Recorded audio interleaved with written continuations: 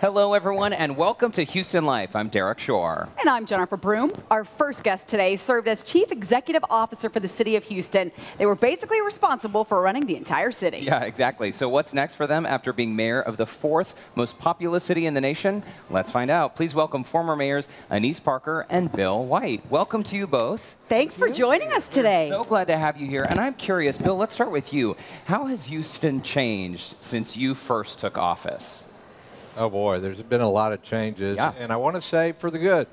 I mean, now most everybody in town understands that we celebrate diversity in our city, and there's been a long succession of mayors before Annise or I who started saying this is an asset for the community. Now, most everybody knows it. There's still a minority who want to hold back, and I think what we've done both in my administration and in the Parker administration, on parks and green spaces in our city, preserving it while we can so it doesn't get away from us. Everything from Discovery Green to the bio parkways that Mayor Parker helped implement, I think they made the city a more livable place. And keeping with that theme, Annise, I'm somebody who loves to be outside. What else can we do to get Houston even more of those green spaces and more of those parks? Well, first of all, we have to watch the progress of the Bio Greenways initiative. As we put those hike and bike trails out along the little rivers that bisect Houston, we have to use them. Yeah. And then we have to continue to invest in them because it's not just the trail we want, we want plantings, we want benches, we want people to get out and exercise. It's about changing a lifestyle and a relationship to parks.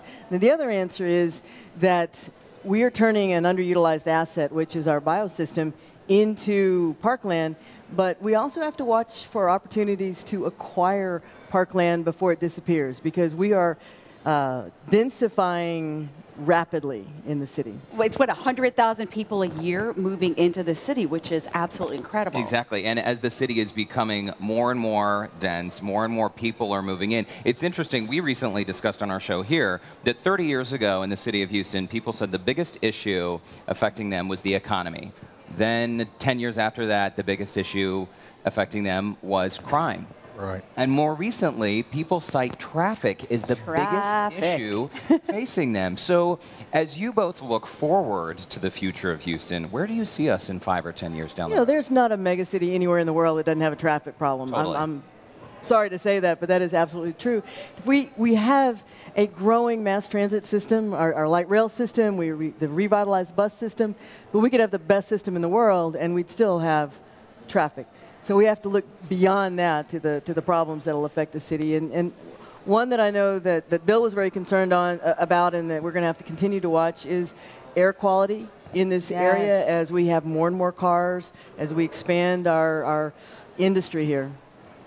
Well, speaking of industry, I got to ask you, when you're running a city, the fourth largest city, with big business, there's some perks. What was the most favorite perk that you had as mayor? Oh my gosh, look, to tell you the truth, I'm a sports fan, and so I like to go to sporting events, and I'll tell you, if you had curbside service, that was pretty nice. I can imagine. The rest of us can dream about it. You also like sports. Don't you have Dash season tickets? Yes, I have had Dash season tickets, and I'm a big sports fan. My perk is related, and that is the car and driver not having to find a parking space. I really missed that when I left office. Having your own private Uber, right? Yeah, driving myself, and I had to learn to drive again. So. Bill, tell us, you're back in the private sector now, so tell us what you're spending most of your time doing. Well, I run the energy practice, the global oil and gas and other energy practice of a firm that helps firms deal with the downturn by restructuring their balance sheet, lower their debt, increase the amount of equity so that they can survive a downturn in oil and gas, putting companies together in ways that make sense, which, by the way, benefits Houston because we tend to be the global hub of the energy business. So when there's consolidation, unlike some cities that are great cities, we tend to be the headquarters that gets retained. I think that's pretty cool. I really, really do. And Annise, you took a little bit of a break. What are you up to now? I'm teaching one class this fall at Rice University, and I hope I'm able to continue to do that, that they renew my contract. But I recently went to work for Neighborhood Centers, which is a large nonprofit here in the city of Houston, and it works on resettlement of immigrants, early childhood education, access to jobs, all the things that I was passionate about as mayor, I get to touch again. So a neighborhood center is essentially the mission, as you mentioned, no matter what someone's socioeconomic background, no matter their racial identity, you're trying to create equal opportunity for everyone in this city. Correct. As we look forward on that theme of equal opportunity, we are such a diverse city, and you hear it from people all the time who visit Houston for the first time. Wow, I can't believe the food scene. I can't believe I see people of different skin colors and different wardrobe types. Do you believe Houston is one of these best kept secrets, like this hidden gem of diversity with a lower cost of living? Absolutely. Well, you know, I'll say this, that a lot of times Houstonians, if you ask me, we get a little bit insecure about our image. And yes, you get a lot of the shows on the networks originating on the West Coast or East Coast and the sitcoms and the dramas, etc. But I'll tell you what, there's one good measure of a city's success, and that is, are more people moving in or they're moving out? And by that measure, we're not a secret at all, because although we've had periods of time like, after 08, 09, and recently when there's an energy downturn, over the last 15 years, we've grown faster than any other major metropolitan area in the United States. So we must be doing something right, and somebody must be listening. What kind of impact is an event like the Super Bowl coming in early next year going to have when all eyes will be on Houston? It's important. It does bring eyes to Houston, and it introduces Houston to people who may not otherwise know us. But one event isn't a game changer, to use a pun, because we have been in the major sports event arena for a long time. Right. We know how to put on major events. We are in the rotation for a number of these things, and it's a lot of eyeballs on Houston, and it brings a lot of visitors to Houston, so there are direct dollar benefits as well. Well, I would think the economic impact is huge. I mean, even just what's going on in the city at this very moment of so much construction. Well, that construction would have happened anyway, but having the Super Bowl out there, it gives us a target. It sort of focuses everybody. Let's get it done by the Super Bowl. So, projects are brought forward, but they're not necessarily new or different projects. And I want to say, too, that, it was about a month into the time I was mayor when we hosted the first Super Bowl here and begun preparing for that before my inauguration. And I'll just say to people right now, Houstonians, what I said then, put your smile on, be friendly to people, because a reaction we got from the 4,000 journalists who come here and for all the, celebrities that come here and everything, was the city so friendly.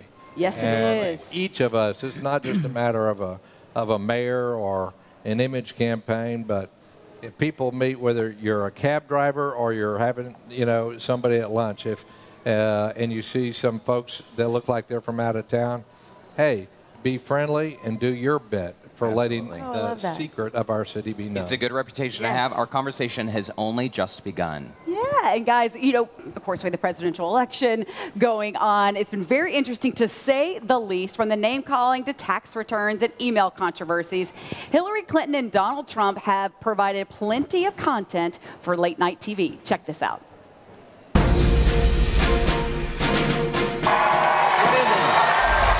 Good evening, I'm Chris Wallace, and welcome to the third and final presidential debate. Because Hillary has no idea how to fix anything. If she did, she would have done it already. I mean, what has she been doing? Oh, Donald, no, Donald, don't set her up this way. I'd be happy to talk about the last 30 years. Oh, no, not again. Back in the 1970s, I worked for the Children's Defense Fund. Yes, we know. Then I was a senator in New York. on 9/11. Yeah, we get it. We get it. And then I was Secretary of State, and I don't know if you've heard this before. We have. But I was instrumental in taking down a man by the name of Osama bin Laden. Osama Bin Laden, yes.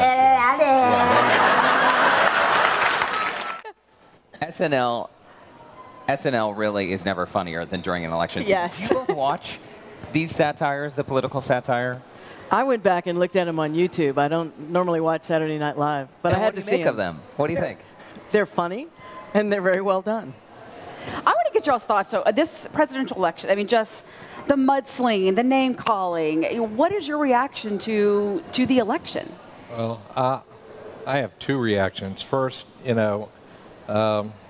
as an American, a lot of the things that you see that gets, frankly, the headline or the lead story in the news isn't about some of the major issues facing our economy, which is how do you get the economy growing at a faster rate? How do you move Americans up on the ladder of jobs in the world economy? What do we do about the large debts we have, or the mental health crisis, or some of these other issues? And I think we should get into some of these issues. You're both going to stick around with us, Mayors Parker and Mayor White. You will be staying with us after the break, so stick around, and we'll have much more Houston Life coming up right after.